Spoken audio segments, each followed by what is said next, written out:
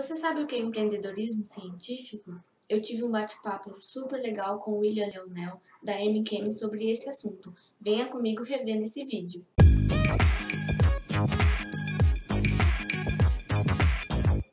Oi, eu sou Sibeli Martim, daqui do canal Destilando Química. Você gosta desse assunto, empreendedorismo científico? Eu achei super legal. Se você também gosta, deixe o seu gostei. Nesse vídeo eu vou trazer uma live que eu tive lá no meu perfil no Instagram com o William Leonel falando desse assunto.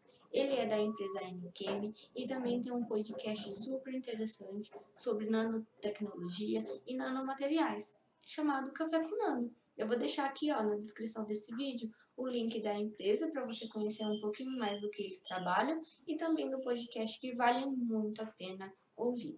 Assim como vale a pena rever essa live maravilhosa que nós tivemos lá no Instagram. Se você não é inscrito no canal e não quer perder os próximos vídeos, lives que eu vou trazer por aí e também muito conteúdo interessante sobre pesquisa, ciência e informação sobre um pouquinho do que é ser mãe e pesquisadora, se inscreva no canal e não perca os próximos vídeos. Boa noite, tudo bem, Sibeli? Tudo bem? Você tá me ouvindo bem? Estou ouvindo perfeitamente. Ai, que bom. Então vamos começar a nossa live de hoje. Primeiramente agradecendo ao William pelo aceite do convite. Prazer é Falar todo sobre um assunto que realmente eu não sei nada. Então vou estar colocando até as minhas dúvidas aqui sobre esse assunto. combinado. Nada? Então eu gostaria de começar com você se apresentando um pouquinho, até para mim que não te conhece. Conheço o mínimo aí pra gente estar fazendo essa live. Certo. Bom, pessoal, sou o William Leonel. Meu nome é enorme, eu abrevio só para esses dois. Assim como o canal Destilando Química, eu me formei em Química Licenciatura na Federal de São Carlos. Eu fiz mestrado em Físico-Química, também na Federal de São Carlos. Foi uma história bem maluca para entrar na pós-graduação, porque eu não queria saber de nada, nem de licenciatura, nem de pós-graduação, nem de dar aula, nem de nada. E hoje em dia eu trabalho como pesquisador lá na NQM, Engenharia de Materiais, e tenho um podcast, o Café com Nano. Como pesquisador na área de projetos, né? A gente está sempre conseguindo projetos para conseguir o sustento aí da empresa e o nosso sustento também. Ah, muito legal. Apresentação rápida. Para quebrar esse clima, né, tenso do começo das lives, assim, eu preparei umas perguntinhas que você vai ter que... sobre você, que você vai ter que responder rapidamente, sem pensar muito. Você tem 1 minuto aí pra gente estar fazendo essas perguntas, só pra gente quebrar a tensão, tá? Uhum. Um sonho realizado. Foi conseguir esse caminho de ser um pesquisador empreendedor. Um sonho ainda a se realizar. Nossa, muitos. Aí é uma pergunta muito difícil.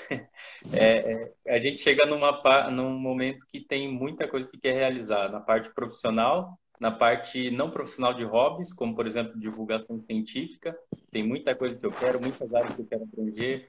Na parte profissional, muitos produtos que eu quero desenvolver, várias áreas que eu percebi que tem muita dificuldade, que a gente já resolveu em outras áreas, mas infelizmente não se comunicam, né? Os setores da ciência, muitos setores. Isso eu queria atingir. E na parte pessoal também, muitas coisas. Muitos, né? Se amor. quiser, especifiquem algum sonho aí. E vamos lá. Um amor. Um amor. Minha família, com certeza. E a ciência em si é muito bonita. Na ciência, Uma dor. a educação no Brasil, com certeza. É o que sempre. É o que chega a me mover também para fazer muito mais pelo país, digamos assim. Um pesquisador ou pesquisadora. Tem que pensar, falar? Sim. Tem que pensar muito. O professor Edson Leite, que é meu orientador e diretor do LL Nano. Não é ninguém. Já passei por. Bom, vou te deixar fazer as perguntas É, para depois aprofundar as questões. um filme, O Segredo de Benjamin Button, que fala sobre o tempo. É incrível falar sobre isso. uma série, se você assiste.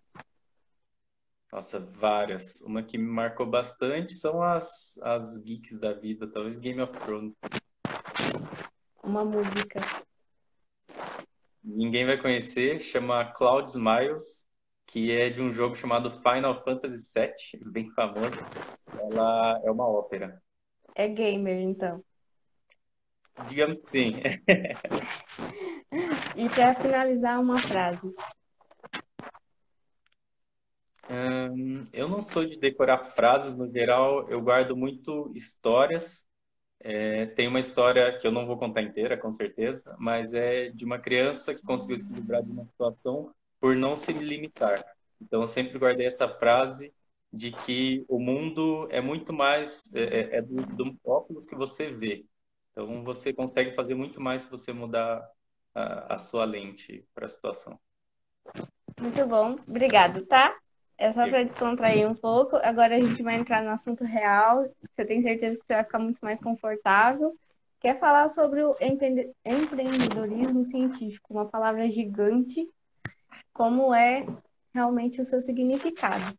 Então, a primeira pergunta é: o que é o empreendedorismo científico? Acho que primeiro eu gostaria de falar como que eu cheguei, se não tiver problema, porque Não tem problema. Essa seria a segunda. Era o só para caminho foi dar bastante um. importante para a gente esclarecer o que é a pergunta em si, né? Porque a pergunta é bastante abstrata. O empreendedorismo científico, respondendo rapidamente, é empreendedorismo em si. Mas a gente gosta de especificar que é científico, porque, infelizmente, muitos pesquisadores, quando tentam procurar informação sobre empreendedorismo, eles encontram as informações do empreendedorismo comum. Um microempreendedor que está abrindo uma padaria, que e é diferente na nossa área, é muito diferente como pensar o empreendedorismo. Mas a resposta rápida é o empreendedorismo. Por que eu comecei a querer falar sobre isso? Eu terminei a graduação com muita pressão, né, na área química. Acho que todo mundo, né, no último ano tá querendo jogar tudo para cima. E eu terminei sem querer fazer nada relacionado à licenciatura. Não queria mais dar aula. Eu dei aula, não gostei da experiência no momento. Depois eu dei aula voluntário por querer essa experiência de novo. Mas e eu falei, eu quero ir para uma empresa, quero ir para a indústria, fazer alguma coisa depois de me formar. E então eu encontrei uma amiga e ela estava com o Lucas, que é um dos fundadores da NQM, que é a empresa que eu pesquiso hoje.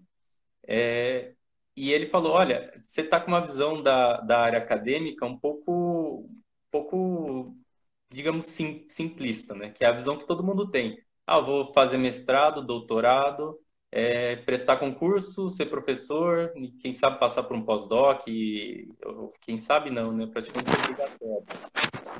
E ele falou, não, tem outras opções. Conversa com o meu pai, que é o professor Edson Leite, porque ele trabalha muito com empresas, indústrias, e você vai ver que você pode trabalhar como se fosse uma indústria, mas fazendo a pós-graduação. E nisso eu já estava trabalhando num hotel que eu falei, eu tinha passado em 2 processos de mestrado, na USP e na UFSCar. Falei, não quero fazer. Aí eu comecei a trabalhar de recepcionista em um hotel, porque eu falei, eu quero ir para a indústria. Fiquei prestando processo de trainee e tudo.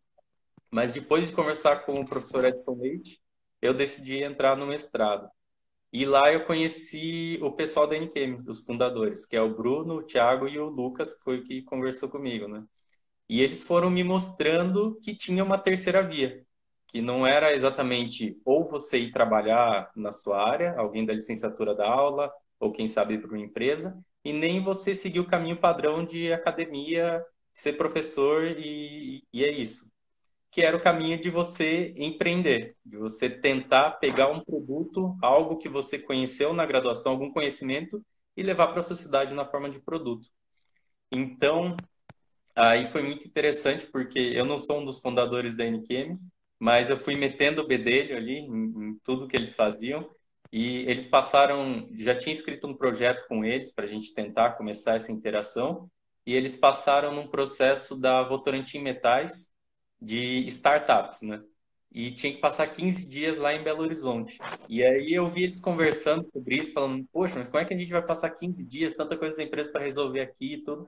E eu ali, quietinho, ouvindo a conversa, daí eu falei, eu vou, sabe? Se vocês quiserem, eu vou representar a empresa. E aí eu fui, e era um curso, era todo um curso de como trabalhar com a Votorantim, como abrir essa empresa, como numa aceleradora, como você conversar com clientes, e depois disso eu fiz vários outros, né? Mas esse foi o primeiro.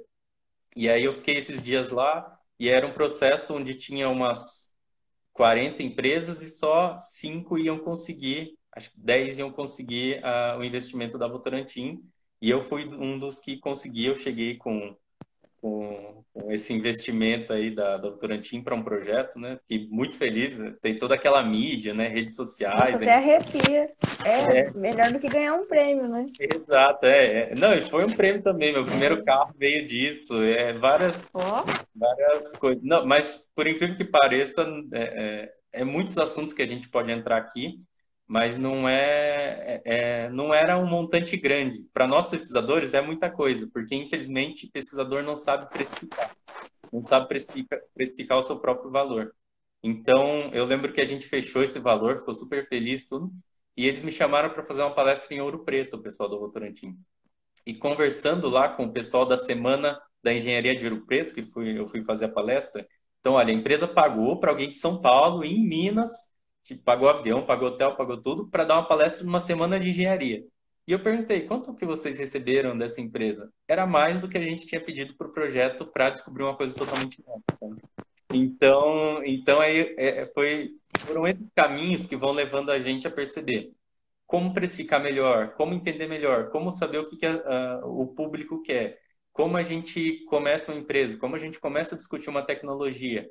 E aí surgiu esse assunto de empreendedorismo científico, por todo esse convívio em relação a como ter contato com parceiros, sendo um cientista que está na pesquisa.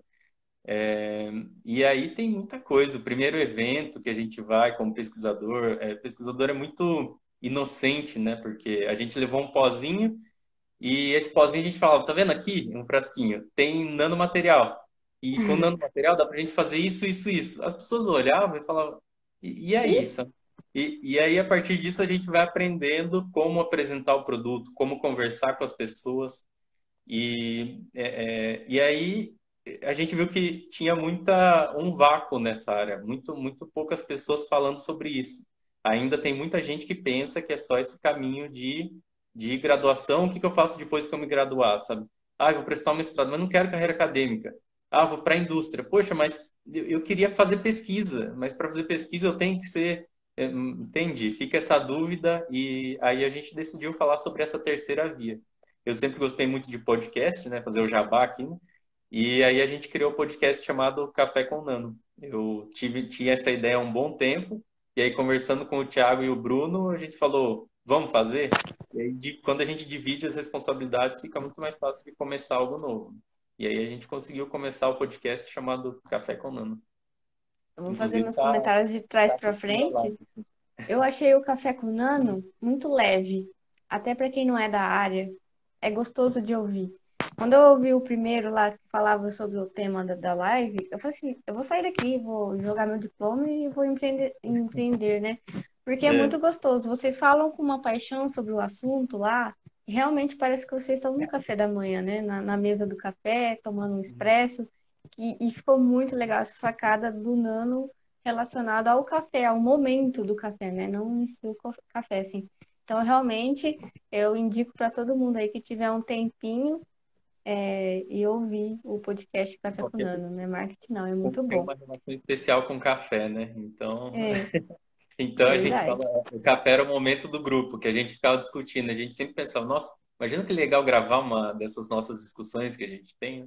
E aí veio esse nome.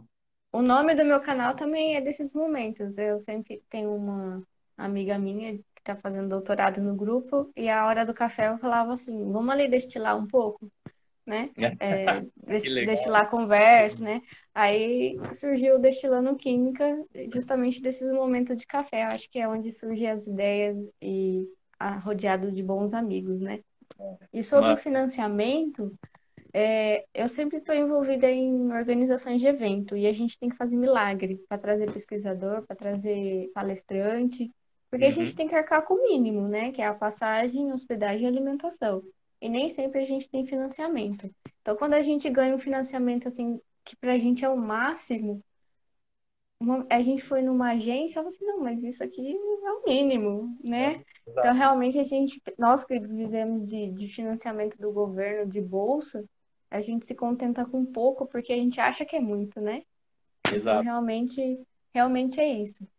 E deixa eu te perguntar assim, ó, você acha que a licenciatura em algum momento é, te faltou alguma coisa por vir da licenciatura? Você acha que se você tivesse feito uma engenharia ou um bacharel, teria ferramentas melhores ou não? Você acha que a base ali foi sólida o suficiente para você crescer, né, por méritos do seu esforço, de estudar muito, de ir muitos eventos? Sei. Queria que você falasse um pouquinho desse vínculo, né, Em da relação licenciatura. à graduação, eu não tenho o que reclamar da UFSCar, que foi onde eu me graduei. Porque tinham muitas opções de coisas extras além da graduação em si, né? Então, a graduação proporcionava você fazer coisas a mais. Uma coisa que me mudou muito foi participar do PET Química, por exemplo. Então, participar de eventos, organizar e você ter que chamar as pessoas. Então, se a gente contar isso como parte da graduação, eu digo que foi bem completa pela sucessão de experiências que eu tive a oportunidade de ter na UFSCar.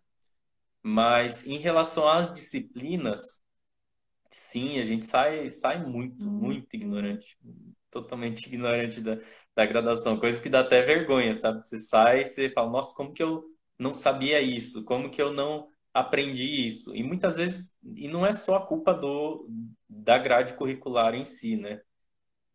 Mas também da cabeça que nós temos quando estamos na graduação, que muitas vezes não aproveitamos, né? Lembro da disciplina de analítica que falava sobre o EDTA, pH, outras coisas. Agora, eu pensando em purificar uma reação, eu lembrava da aula e falava, puxa, por que que eu não guardei tal coisa, sabe? Por que que eu não guardei a parte de estatística? Por que que eu não... E aí eu tenho que rever várias coisas pela falta de saber a importância daquilo na graduação. Então, Eu em acho que relação a gente. à Perdão. graduação, que eu digo, talvez para quem está assistindo aí, está na graduação, é aproveitar não só a graduação das disciplinas, mas todas as experiências que isso pode trazer. Seminários, extensões e etc. É uma coisa que eu sempre falo. Eu, de vez em quando, faço palestra sobre carreira científica, né? Carreira acadêmica. E aí eu falo que a faculdade, você tem que absorver tudo que ela te dá. É palestra, é seminário, se a biblioteca está fazendo um evento, vai, participa. É viver a universidade, né? Não só a sala de aula, porque muitas vezes o assunto, né, tá chato, a gente é muito Uhum. imaturo ainda e a gente aprende para a prova, não aprende para a gente. Acho que e a gente só aprende isso depois de formado, né? Infelizmente, tem muita coisa que eu aplico hoje que eu vi na graduação, mas naquele momento eu não dei importância, né? Então é bem isso mesmo. É totalmente E isso. e você falou um pouquinho da sua trajetória, né? Que você foi para o mestrado, foi lá que você conheceu toda a equipe. E aí eu queria que você falasse um pouco, do papel do orientador, porque muitas vezes o nosso orientador, ele planta a sementinha para a gente continuar, né? Para a gente continuar no mestrado, no doutorado com ele, porque ele também precisa de bons alunos ali. E, pelo visto, o seu orientador já foi o contrário. Ele viu o potencial de vocês para uma outra visão, né? E incentivou isso, né? Então, queria que você falasse um pouquinho dessa O experiência de ter orientador um orientador é que incentivasse o algo empreendedorismo. que eu escolhi a dedo mesmo, por essa situação mesmo que eu te falei do Lucas ter me indicado por falar por ele ter muita interação com indústrias, né? Porque eu lembro que teve um orientador só da USP que eu mandei e-mail que ele também tinha uma pesquisa mais para a indústria. E eu não conhecia o professor Edson na época. Quando ele disse não, eu falei, então não vou fazer pós-graduação, tchau, né? Passei aqui nos dois e tchau. Mas aí quando eu conheci o professor Edson, todo o estilo dele a gente se deu muito bem. Tem orientador que é muito de ficar em cima do aluno, ele quer escrever o projeto, ele quer. Ele tem problemas em delegar algumas coisas, algumas atividades. O professor Edson era o contrário, ele delegava tudo, sabe? Se vira. E isso foi muito bom para mim, em relação a equipamentos. Dividia, cada aluno era responsável por um equipamento. E eu tinha que me virar, estragou o equipamento, nem é para falar com ele, já é para entrar em contato com a empresa, para conseguir tal coisa, entende? E aí eu aprendi também sobre verba pública, eu brigo muito, queria desconto, e o cara, mas cara, você nem tá pagando, né?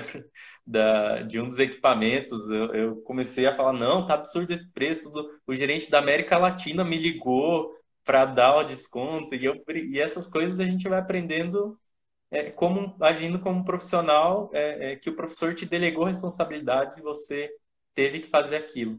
Então o orientador é muito importante, não só o que ele traz do conhecimento científico, mas todo o estilo dele, sabe? Tem outras pessoas que pode não funcionar isso, que elas preferem um orientador que o tempo todo está perto, que o tempo todo ela vai e pergunta, ela vai e questiona o que vai fazer agora, qual o caminho seguir, tudo.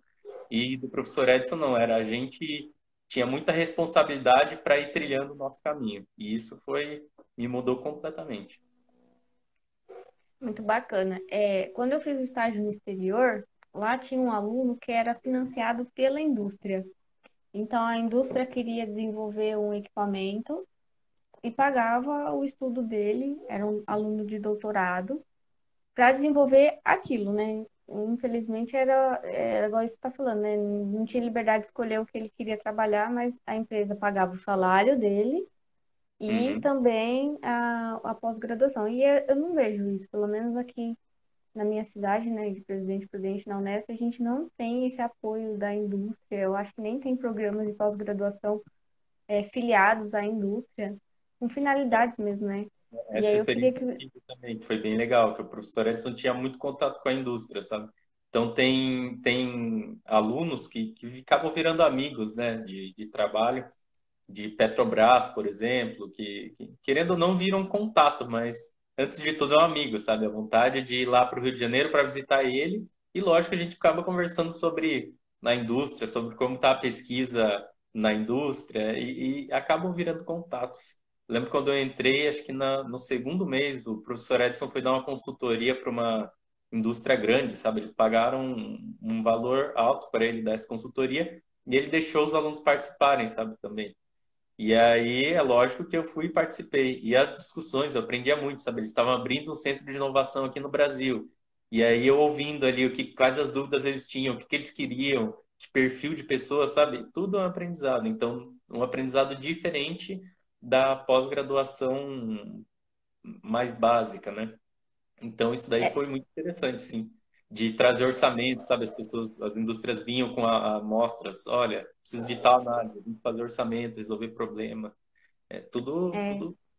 eu acho tão importante quanto uma iniciação, mestrado e doutorado, né? Porque realmente tem gente que não tem o perfil de ser pesquisador de universidade, tem que lecionar tudo, às vezes gosta só da parte da pesquisa.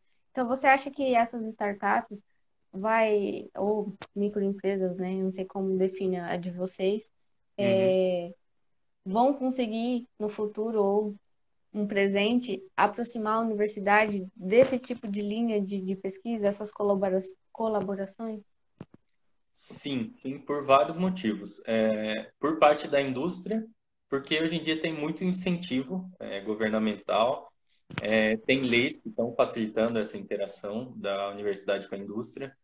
Infelizmente, ainda muita gente tem uma visão que não gosta muito da indústria na universidade, acredita que isso pode gerar algum tipo de, não sei, de decaimento da universidade, mas eu acho que é o contrário, né? O meu ver é que pode ter um crescimento muito bom dessa interação.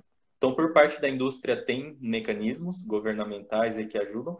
Por parte da universidade, surgiu uma onda de publicação de patentes. Então, você pega e publica uma patente, pega e publica uma patente.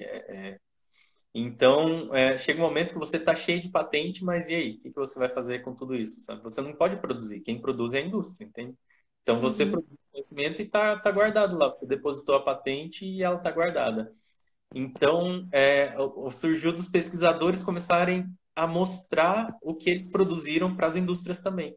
Falou, ó, tá vendo esse problema? A gente tem uma patente aqui na UFSCar, a gente tem uma patente na Unesp que resolve esse seu problema. Você quer licenciar? E aí surge esse movimento por parte das universidades e dos pesquisadores também, que eu já percebi. E por parte dos alunos, que seria uma via diferente, né? Porque muitos alunos, né, é o que você falou mesmo, muitos têm um perfil para academia, gostam de publicar, adoram focar num tema e se aprofundar num tema. Outros nem tanto, então, né? Então é tudo questão de É, perfil. Por sorte, tá surgindo mais espaço para quem tem esse perfil mais de indústria e inovação, assim.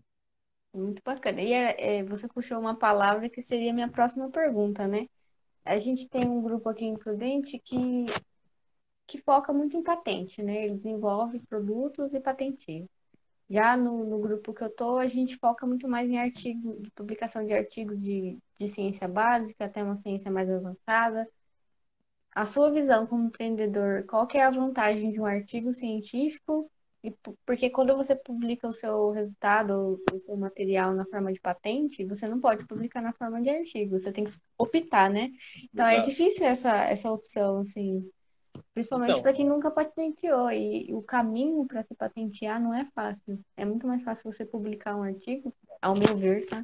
Do a que ideia para realmente quem chegar na quer patente publicar uma final. patente é muito mais fácil falar só da patente, porque daí você exclui a patente e tudo é o artigo. Isso. A ideia para quem quer publicar patente é se quiser fazer um produto. Então, você quer fazer um produto e acha que tem que proteger. Tem estratégias também de patente, porque às vezes você protege, mas para publicar uma patente, você tem que explicar como você faz a sua tecnologia. Então, muitas vezes na nossa área química, é uma receita de bolo fazer uma reação. Então, você demorou 10 anos para chegar nas melhores condições reacionais para fazer uma reação. Chegou numa receitinha de bolo. Você chega lá, pega a sua receita, ó, reagente A, B, tal temperatura, tal pressão, tal coisa, e aí precipita lá e chegou no produto. Mas se outra pessoa tentar, não vai conseguir. Então, na patente, vale a pena eu escrever exatamente a minha receita de bolo? Aí alguém vai pegar e fazer uma modificação simples. Então, primeiro, se você quer fazer o produto, você vai para a patente. E depois a estratégia de patente que você vai discutir com a sua agência de inovação. Que aí eles vão ver qual a melhor estratégia de patente. E se não for para fazer um produto em si, primeiro, pergunta se o seu produto é interessante. Isso é um erro que a gente vê muito, sabe? Que os pesquisadores acham que o que eles estão fazendo todo mundo vai querer, mas nunca perguntou para ninguém. É uma coisa que está muito na bolha da academia. Mas quando vai para a indústria, tem um exemplo que eu tenho, que é em relação a uma vacina que um professor desenvolveu, e aí ele chegou com essa patente da vacina que ele desenvolveu para ovelhas, para o produtor, e o produtor falou, mas isso não me afeta, sabe? Morre um número X de ovelhas que é ínfimo para mim, não vale a pena eu gastar dinheiro para nem para um remedinho simples. Então, para que eu vou gastar dinheiro para vacinar com essa doença, entende? Ou seja, ele publicou a patente, mas não foi perguntar antes. Ele depositou a patente, mas não foi perguntar antes para quem ia usar, para quem ia produzir, para o cliente final. Então, isso é um problema grande dos pesquisadores. Então, vai fazer um produto, pergunta se é interessante. É interessante? Vale a pena proteger? Aí vale a pena depositar a patente. Fora isso, é artigo científico. Muito bacana. Eu sou da área de sensores, né?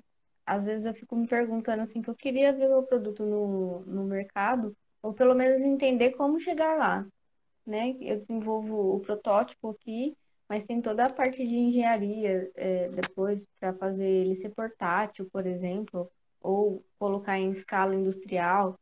E aí é um precipício, né? Entre o meu entendimento aqui de bancada até o mercado. Então eu fiquei muito mesmo curiosa sobre esse assunto e é Então, algo que eu pegando tô, isso, tô lendo a bastante. primeira coisa seu sensor seria de quê? Vamos lá, fala para mim. Ah, Sensor. eu trabalho muito com sensores de neurotransmissores, né, que estão associados a doenças de mal de Parkinson, esquizofrenia, né? Isso. Tá Isso, mod detectando Parkinson os com isso. farmacêuticas é super interessante, isso a gente já sabe. Aí, principalmente em relação aos fármacos, né? Em relação aos sensores, será que é interessante? Será que já tem outros que estão depositados, que são mais baratos, que são mais simples de produzir? O que que o meu tem de diferencial? Essas perguntas que começam e aí vai mandando bala. E quem seria melhor para responder? Eu ir direto lá na indústria e perguntar, ó, tô tendo uma ideia, meter a cara e ir lá Pega um perguntar. e-mail, LinkedIn, qualquer coisa e pergunta: olha, eu pensei em tal coisa, é interessante para vocês? Na FAPESP tem o programa PIP, que é um dos melhores programas que eu conheço do Brasil para cientista empreendedor. Chama Programa Pequenas Empresas, que é o PIP. E eles têm, quando você entra nesse programa, uma das primeiras coisas que eles fazem é te dar um incentivo financeiro para você ir, agora não com a pandemia, né? Agora é tudo online mesmo. Mas antes era para você pegar e ir bater na porta das empresas e perguntar se o seu produto era interessante. Exatamente isso. E agora é tudo online, é LinkedIn, Agora é e-mail, por e-mail. perguntar se é interessante, que é muito engraçado quando a gente começa a conversar, você vê que o seu pode até ser interessante muitas vezes, mas se você mudar um pouquinho, vai ser muito mais interessante. Entende? Você fala, nossa, como que eu nunca pensei nisso? Só por ter esse contato, você vai perceber que eles vão falar, para Alzheimer nem tanto, porque Alzheimer tem várias coisas que eu consigo identificar aqui, mas tal coisa eu não consigo identificar de jeito nenhum. E aí, com o seu conhecimento de sensores, fala, pô, mas para identificar tal coisa, eu só vou mudar, não sei, mudar o anticorpo que está no sensor, entende? Então, é essa união que vai Bacana. gerando o produto e o conhecimento todo para o país, né? Porque é bom para a indústria, é bom para você e é bom para o país, porque você, se der certo, você abre uma empresa, você vai gerar emprego, você vai comprar insumos e aí, quem sabe alguma empresa aqui no Brasil que queira começar a produzir insumos e ela vai gerar emprego, é toda uma cadeia que vale a pena. Obrigada pelas dicas. Vamos ver se depois da pandemia eu vou ter essa coragem aí. E qual que é o maior desafio nessa linha de empreendedorismo? Com certeza é o dinheiro, com certeza absoluta, porque você tem prazo de vida. Quem vive na pós-graduação é assim também. Seu prazo de vida é o seu mestrado, que você tem bolsa por X meses. Seu prazo de vida é o doutorado, bolsa por X, depois você não tem ideia. Na empresa é isso depois da pós-graduação. Ó, o meu prazo de vida é tal projeto. Com tal projeto eu consegui ganhar tanto. Então, com tal empresa eu fechei tal projeto e eles vão pagar isso. E aí, como é que eu vou me sustentar depois desse projeto? Consigo mais projetos? Consigo um produto que vai vender por mês? Quais os clientes? E tudo isso é desesperador, porque não depende mais de você, depende de outros, sabe? E aí você tem um produto interessante, a empresa quer, mas eles estão com outros problemas, problema de auditoria, problema de não sei o quê, e aí começa a bater o desespero, mas eu preciso vender, porque... Então, o principal desafio para qualquer empreendedor é o dinheiro. Para empreendedor científico, o principal desafio é você fazer o mercado entender o que que você faz, com certeza. Eu colocaria como principal, porque muda toda a comunicação tem que mudar do pesquisador. Você tem que saber como conversar com eles, como apresentar, como é interessante para eles, como você precifica. Então, quando eles entendem, eles vão entender o valor que você colocou, eles vão entender o porquê que eles têm que comprar de você e substituir. Então, na parte de empreendedorismo, o dinheiro, como você se sustentar e esse desespero dos altos e baixos. Como empreendedor científico, como você vai se comunicar e vender a sua tecnologia, a sua inovação. Eu acho que esse poder de comunicação você tem grandemente. Acho que é nato já. Eu tenho um pouco de dificuldade ainda de conversar, né? Tô Ah, começando com as lives aí agora, a mas gente não, continua ainda lá não na conquisto as perspectiva da pessoas. NPM, né? E você fala, quando você explica a sua linha de pesquisa, explicou super bem. A gente até falou, nossa, explica muito bem. Então, realmente, comunicação é muito importante, tem que treinar. Eu me considero introvertido, sabe? Então, a gente é de se forçar. E isso vem muito da experiência da licenciatura, né? Porque você tem que estar na frente da sala de aula com 40 pessoas ali e aí você vai mal, bate o nervosismo, gagueja, você fala, e aí, o que que eu tenho que fazer? A boca seca, tem que estar sempre com uma água perto. E você vai É. aprender, não tem jeito, é falar mesmo, se comunicar e sempre sair. No começo vai ser ruim, sempre, sempre. Do Café com Nano, eu não consigo ouvir os primeiros episódios, eu brinco com o pessoal. Falo, nossa, eu fui ouvir, eu não acredito que eu falava daquele jeito, que eu editei daquele jeito, sabe? Então, sempre no começo, ou trabalho científico mesmo, né? Se a gente lê nossa dissertação Ah, hoje, fala, e credo, o, não. e o Então, primeiro relatório? Eu é, tenho meu primeiro relatório guardado até hoje, não tá nem justificado o texto. Eu falei, assim, gente, de onde que eu tava com a cabeça? então o negócio é só fazer mesmo. E comunicação não tem jeito. Para tudo usa. Pesquisador não vai fugir. Você vai ter que apresentar sua pesquisa, vai ter que defender o mestrado, dar seminário. Então já vai treinando, vai conversando com todo mundo mesmo e vai vendendo seu peixe. Isso é uma coisa que se fala muito. Eu aprendi na pós-graduação com o meu professor de fisicoquímica, o professor Caio Paranhos, ele falava sempre isso. Pô, você que está fazendo pesquisa, você conhece mais do que todo mundo aqui, do seu trabalho. Então, o que que você É tem que seu, fazer? né?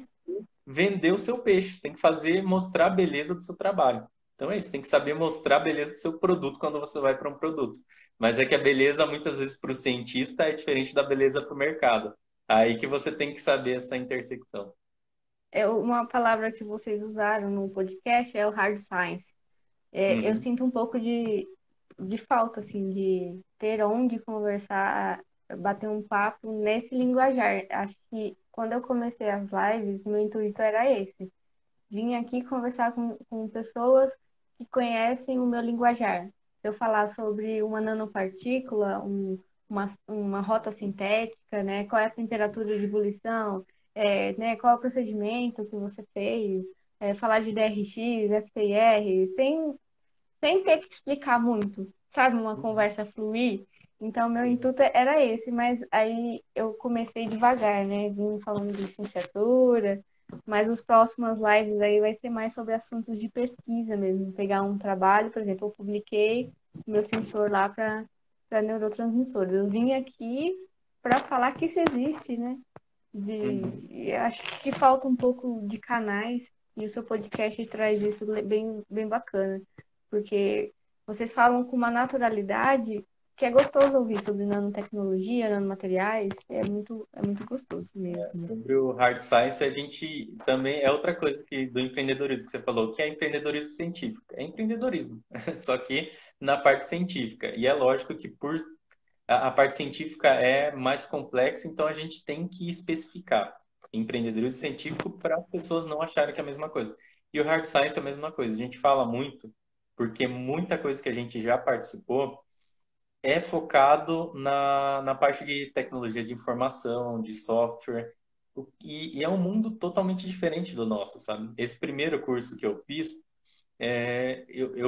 eu boiava em várias coisas. Uma delas, o pessoal, não, vocês têm que falar com a FFF, que eles chamam de Family, Friends and Fools. Então, o primeiro investimento, você quer investir em alguma, você quer começar uma tecnologia, você tem que procurar Family, Friends ou Fools. Então, ou a família que vai te dar um investimento para você poder fazer o seu produto mínimo viável, que é o MVP que fala, ou então algum amigo que vai acreditar na sua ideia, ou alguém que chama de tolos, né, os fools.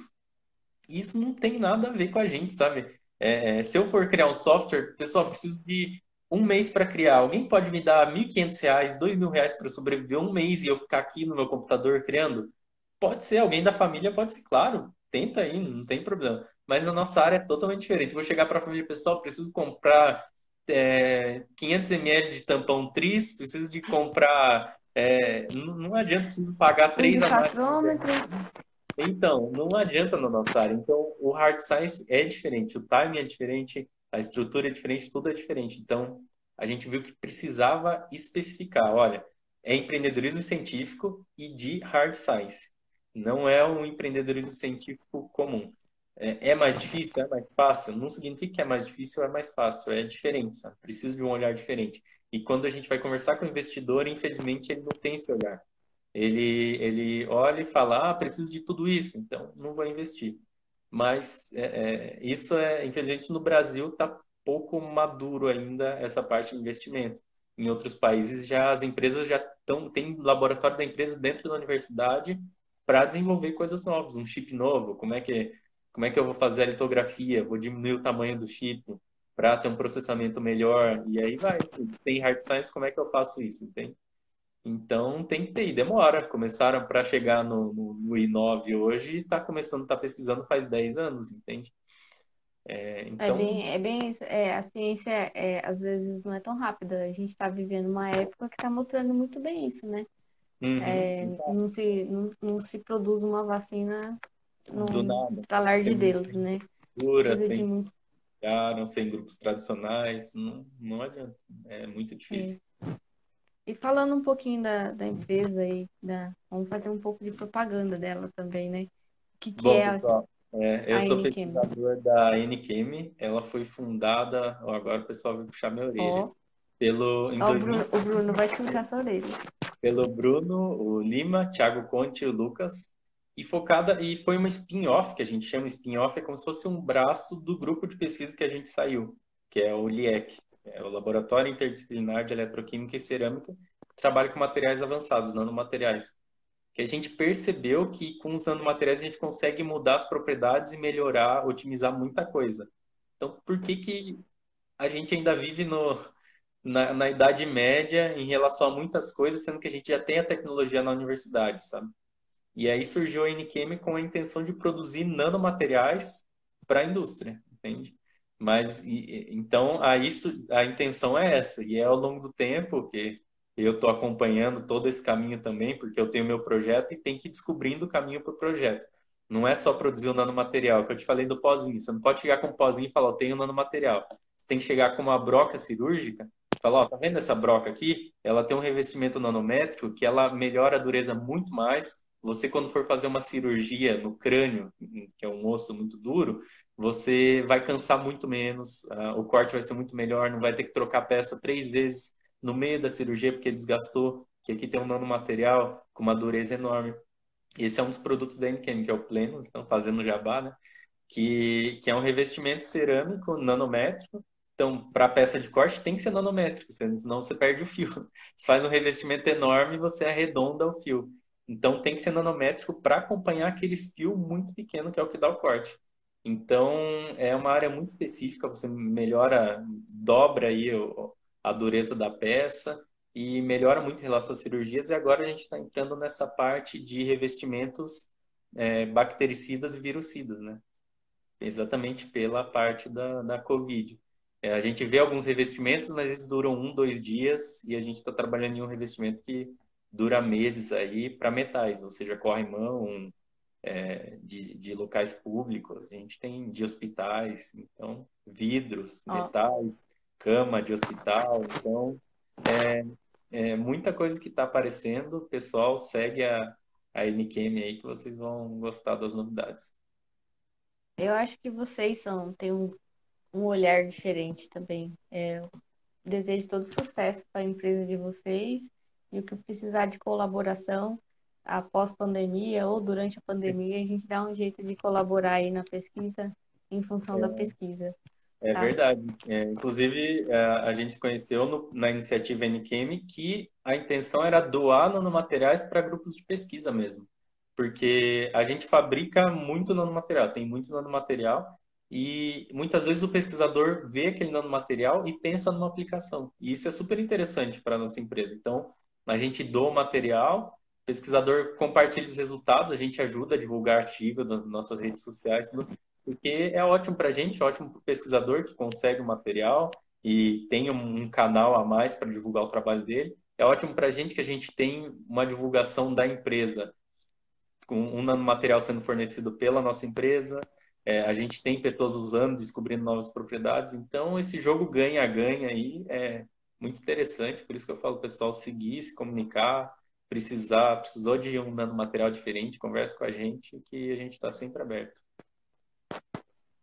Eu trabalho muito com nanomateriais metálicos, né, na forma de colóide, e a maior dificuldade nossa é deixar ele estável, que em função do tempo ele começa a precipitar, por Uhum. N fatores, né? Só que É aí a massa, maioria do todo mundo pessoal trabalha. usa sulfactantes para manter a estabilidade do colóide. Vai pensando aí. Só que eu não posso usar o sulfactante, porque a técnica que eu uso, que é o Raman, ele vai dar sinal do surfactante. E eu não posso. Eu tenho que ter uma nanopartícula estável, em suspensão, que não tenha sinal. Mas aí você faz a deposição e tira o surfactante depois, com temperatura. Mas eu quero usar colloide. Ah, você quer que seja uma suspensão mesmo. Eu uso a suspensão como meu substrato, eu não uso substrato sólido. Então vai pensando um pouquinho que a gente tem que fazer a síntese, tipo, dura semanas, sabe? Entendi. Ó, o pessoal tá adorando aí, tá achando você fantástico, pediu pra deixar o seu arroba, né? Beleza. O Se meu você... arroba é o WillLF, o pessoal vê. Mas eu recomendo seguirem a NQM, o arroba NQM e o arroba Café com Nano, que são as redes aí, tanto da empresa que eu trabalho, quanto do podcast que eu criei aí para inovação científica. E o podcast foi ideia sua. Foi uma ideia minha, eu ouço por motivos religiosos, minha casa não tinha TV quando eu era criança. Então eu sempre ouvia muito rádio e lia livro, porque era Interessante. o que tinha de lazer, não tinha TV. E eu acostumei nessa mídia de áudio, sabe? Então, quando surgiu o podcast, eu ouço desde a graduação, desde 2013, por aí, há muito tempo. E eu sempre tive essa ideia, sabe, de querer falar, de querer se comunicar. E aí surgiu a oportunidade de se comunicar nesse assunto, porque muitas vezes a gente quer se comunicar, mas não quer bater no molhado. Fala, nossa, tem tanta coisa, dá um desânimo, né? Mas não, primeiro que não deve desanimar, porque cada pessoa faz de um jeito diferente, né? Mesmo que tenha muitos assuntos, mas esse assunto de empreendedorismo científico a gente via que tinha um vácuo mesmo. Então era perfeito. Era preencher o vácuo com uma coisa que eu adorava, que eu adoro, né? Que é comunicar e podcast, que eu ouço muito. Essa seria a minha pergunta, o porquê podcast e não um canal com vídeo e tal, mas já respondeu Eu a sou pergunta e é muito interessante isso de...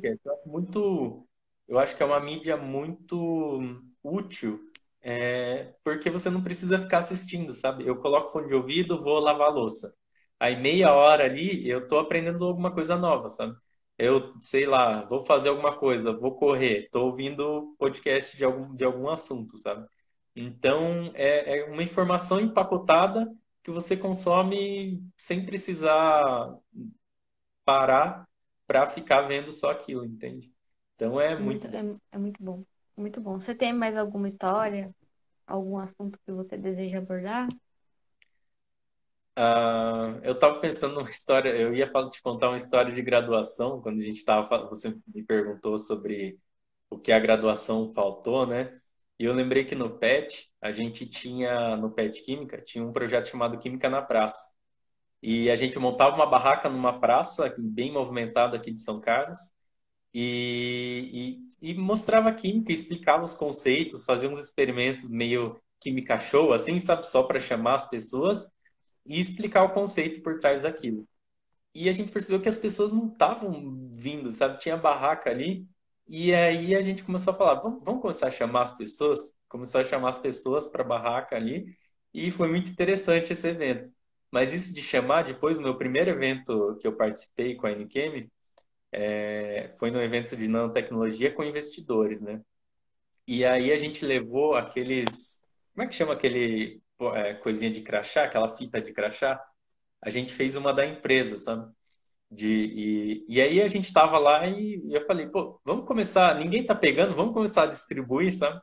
E essa foi uma história bem legal, porque todo evento, no evento, tem empresas maiores, eles pagam para algumas pessoas ficarem nos estandes, sabe? Modelos ficarem nos estandes, tudo. E chegou uma hora que a gente estava andando pelo evento e as modelos estavam usando o crachá, as outras pessoas de outras empresas estavam usando o nosso porta-crachá. Então é como se a gente tivesse dominado o evento ali com essa atitude que eu lembrei do Química na Praça, sabe? Foi muito legal. Eu lembro que até os organizadores começaram, a gente viu, chegando para os modelos, para eles trocarem, porque eles estavam fazendo a nossa propaganda no final, né?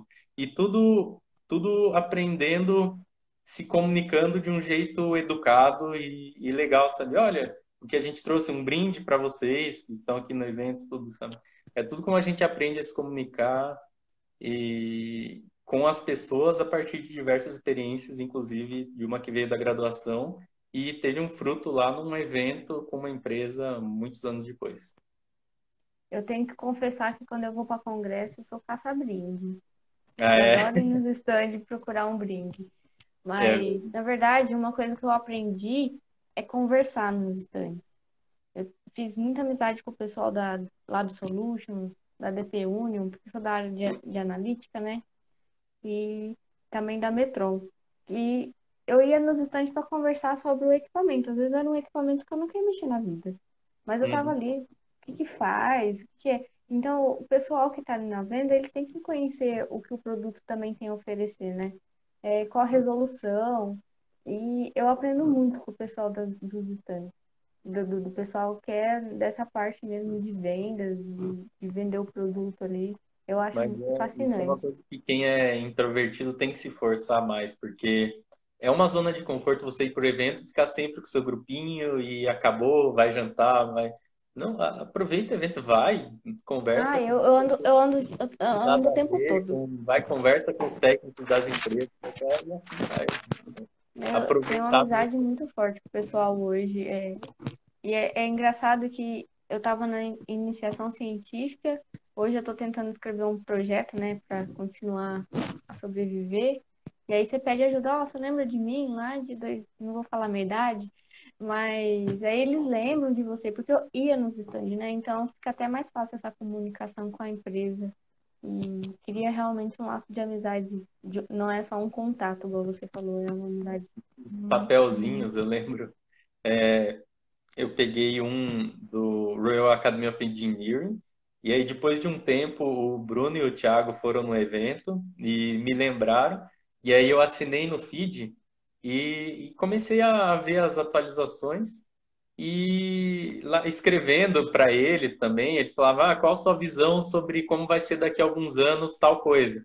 E eu escrevia, colocava, eles me convidaram para participar lá em Londres, Oi? do evento daqui, como vai ser o mundo daqui a 100 anos, com tudo bancado, sabe? Por eles mesmo, pela Nossa, academia muito de bacana. engenharia. Eu vou, Então, eu vou, isso de participar é a melhor coisa mesmo. eu tenho o porta-cartão. Acho que hoje em dia é tudo tão tecnológico, mas eu tenho os cartões das empresas que eu conheço. Eu coleciono, como se fosse uma coleção, só que tá lá na faculdade, porque realmente são úteis. E é E importante a desse meu gente ter amigo, também. O pesquisador ter, é bem legal também isso.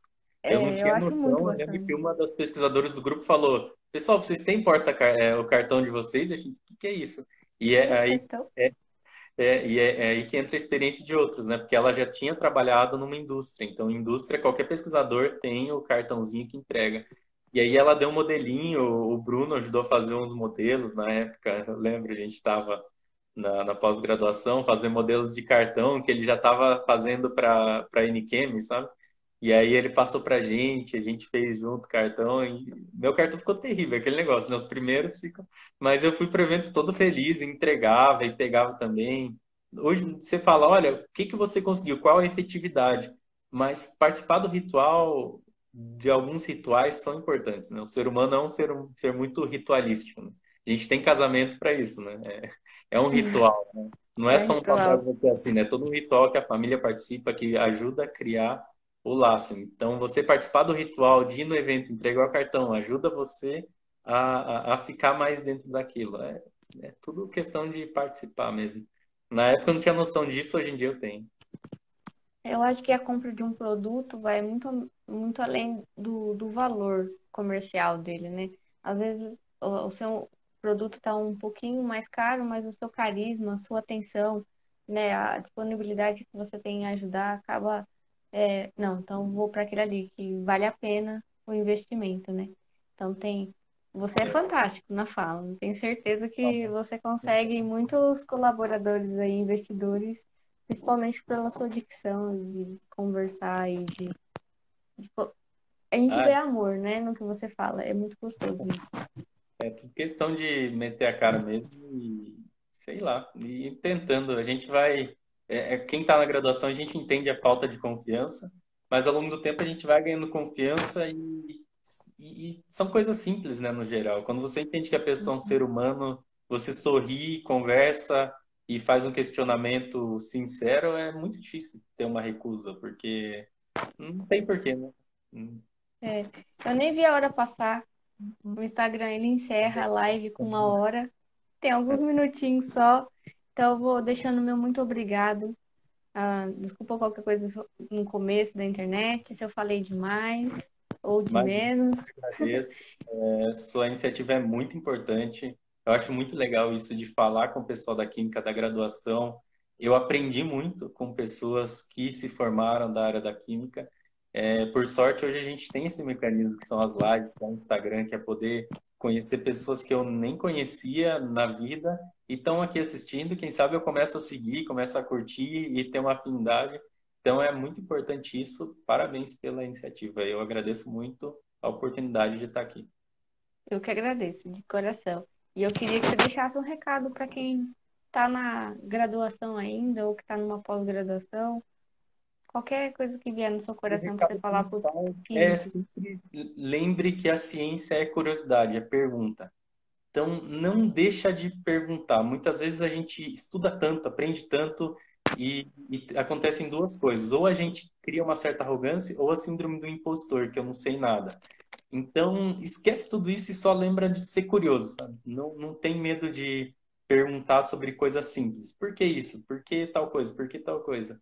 Isso me ajuda muito, porque eu transito entre muitas áreas, desde da química para biotecnologia, para materiais.